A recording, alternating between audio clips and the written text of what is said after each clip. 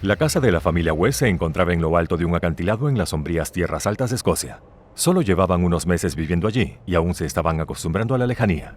Era una fría noche de invierno y el viento aullaba afuera de las ramas de los árboles. Los árboles del jardín golpeaban contra el cristal de la ventana. La luz de la luna brillaba en el suelo del dormitorio. El niño estaba tumbado en la cama, temblando no solo de frío, sino también de miedo. No le gustaba estar solo en su habitación por la noche porque la vieja casa producía extraños crujidos y ruidos. Estaba convencido de que estaba embrujada. Un repentino trueno y un relámpago iluminaron su habitación. Vio algo en la esquina de su habitación. Era una pequeña muñeca, no muy bonita, de unos 20 centímetros de altura. Definitivamente no era suya, y no recordaba haber visto antes a su hermana pequeña con ella. Encendió la lámpara de la mesilla de noche y miró hacia el lugar donde había visto la muñeca, pero no había nada. A la mañana siguiente les contó a sus padres lo de la muñeca. Ellos no tenían ni idea de qué muñeca estaba hablando. Su hermana no tenía ninguna muñeca que se ajustara a su descripción. Se olvidó de la muñeca durante el resto del día, pero cuando llegó la hora de irse a la cama esa noche, se sintió un poco nervioso. Su madre le aseguró que todo iría bien. Se acomodó en la cama y ella le dio un beso de buenas noches. Solo había salido de la habitación 1 o 2 minutos cuando oyó un ruido. Era una mujer riendo. Un escalofrío le recorrió la espalda. El sonido le dio escalofríos. Tuvo miedo de abrir los ojos, pero algo en su interior lo obligó a hacerlo. Dejó escapar un gemido al ver a la mujer. Flotaba lentamente en el aire hacia él. Cuando se acercó a 1 metro de él, extendió su nudosa mano hacia él. Bienvenidos de nuevo a SCP Expuesto. Hoy les traemos la asignatura de Euclides SCP-136. Pero antes de continuar, asegúrate de hacer clic en el botón de suscripción para no perderte ningún caso espeluznante de SCP como este. La Fundación ha considerado que no son necesarios procedimientos extraordinarios de contención para el sujeto. Se mantendrá en una sala de contención estándar hecha de hormigón y que mide 10 metros por 10 metros por 10 metros. Se guardará en una caja de plástico transparente cerrada, de 0,5 metros por 0,5 metros por 0,5 metros. La caja se colocará en una mesa en el centro de la sala. La videovigilancia es innecesaria cuando no se está examinando activamente. A partir del incidente I-136-E, del que se ha presentado un informe de incidentes, solo el personal de clase D puede entrar a la cámara de contención de SCP-136 más de una vez en un periodo de 30 días sin una autorización especial de uno de los directores de la Fundación. La Fundación ha señalado que no tiene ningún efecto sobre los no humanos. Presenta 2 fenómenos. El SCP-136-1 tiene una apariencia variable, pero generalmente se manifiesta como una toalla de arcilla, madera, metal o tela, generalmente identificable como femenina y que suele medir entre 10 y 30 centímetros. La muñeca aparece como masculina solo en aproximadamente el 10% de las visualizaciones. Este primer fenómeno no tiene propiedades inusuales que puedan medirse empíricamente. La espectrometría de masas de las muestras tomadas de la muñeca arroja resultados típicos de su material actual.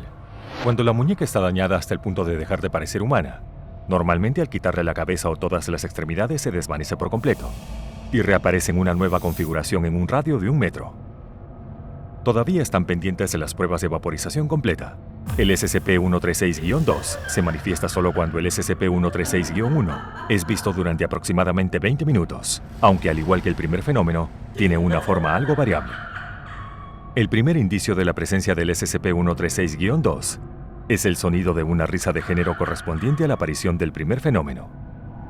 El personal que oye la risa dice que suena espeluznante o aterradora. La risa dura un intervalo de entre 5 segundos y 2 minutos, tras el cual se produce un periodo de silencio, normalmente de unos 5 minutos.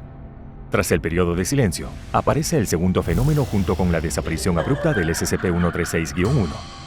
El segundo fenómeno está desnudo y no se compone de ninguna materia, o es una figura parcialmente desnuda que corresponde al género de SCP-136-1. Su tamaño oscila entre 1,9 y 2,1 metros.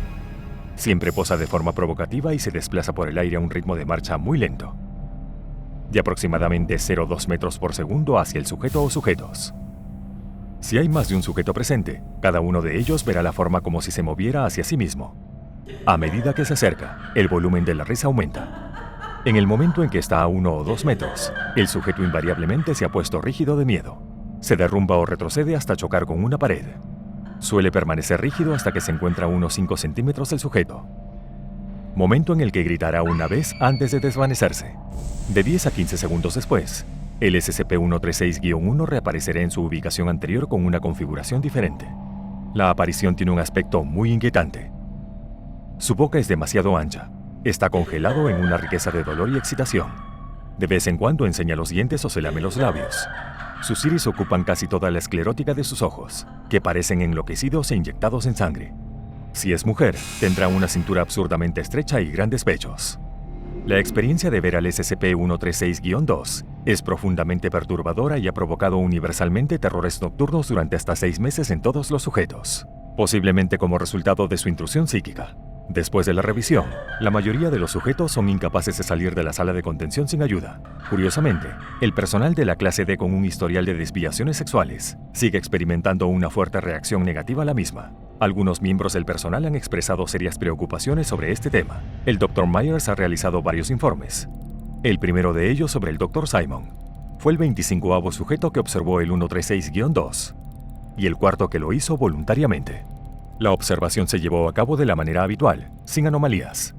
Aproximadamente 2 horas después de observar al sujeto, el Dr. Simon, que estaba en la sala de descanso con otros investigadores, gritó y dejó caer su taza de café. Indicó incoherentemente que podía ver la aparición flotando por el pasillo hacia él. El Dr. Morris y el Dr. Harrison le sujetaron, asumiendo que simplemente se había sacudido mucho por la experiencia. Al cabo de unos 2 minutos, todos los presentes en la sala cayeron inconscientes. La doctora Silboya se recuperó primero y procedió a despertar a sus colegas. El Dr. Simon entró en coma y murió 3 días después. Después de este incidente, el Dr. Myers solicitó que el sujeto fuera reclasificado como clase Keter. Esta solicitud fue denegada debido a que no se puede descartar la posibilidad de que el desafortunado incidente no fuera causado por algún otro SCP telepático. El Dr. Myers informó más tarde de que en otra ocasión un agente de la Fundación había metido a algunos de la clase D en la sala de contención. El agente esperó fuera de la sala mientras el fenómeno hacía lo suyo. El Dr. Myers continuó diciendo que les estaba ayudando a sacar a los sujetos de la sala cuando todo se volvió negro. Dijo que se despertó con uno de los agentes de la Fundación golpeándole en la cara y con 3 clases D en coma. Concluyó que esa cosa está matando a la gente. No hemos aprendido nada nuevo de él en 10 años y no podemos usarlo, escribió. Pido que encontremos una manera de acabar con 136. Tal vez meter un SCP psíquico con él. No es que quemarlo vaya a hacer nada. La solicitud de terminación fue denegada. El 136 está demostrando ser muy valioso para los interrogatorios mejorados. El siguiente es el informe del incidente, I-136-C, realizado por el Dr. Myers. Esto está fuera de control ahora. Todos ustedes vieron lo que pasó.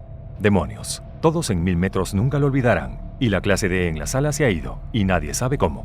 Como mínimo, tenemos que hacer una selección más rigurosa de los D antes de enviarlos. Habríamos descubierto que estaba en riesgo antes de tiempo.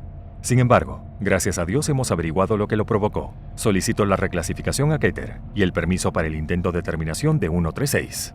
La solicitud es denegada. El Dr. Myers será retirado de la administración del SCP-136. La disposición de 136 será entregada directamente a un supervisor y a uno de los médicos principales de la Fundación para su uso exclusivo en interrogatorios mejorados. El SCP-136 fue extraído de la habitación de los niños de una casa abandonada en las tierras altas de Escocia que, según se dice, estaba encantada. Un barrido rutinario de esas casas denunciadas por parte del personal de la Fundación descubrió el SCP-136 cuando uno de los agentes de la Fundación cayó desde una ventana del 2.º piso gritando. ¿Qué opinas del caso SCP? Deja tus comentarios más abajo.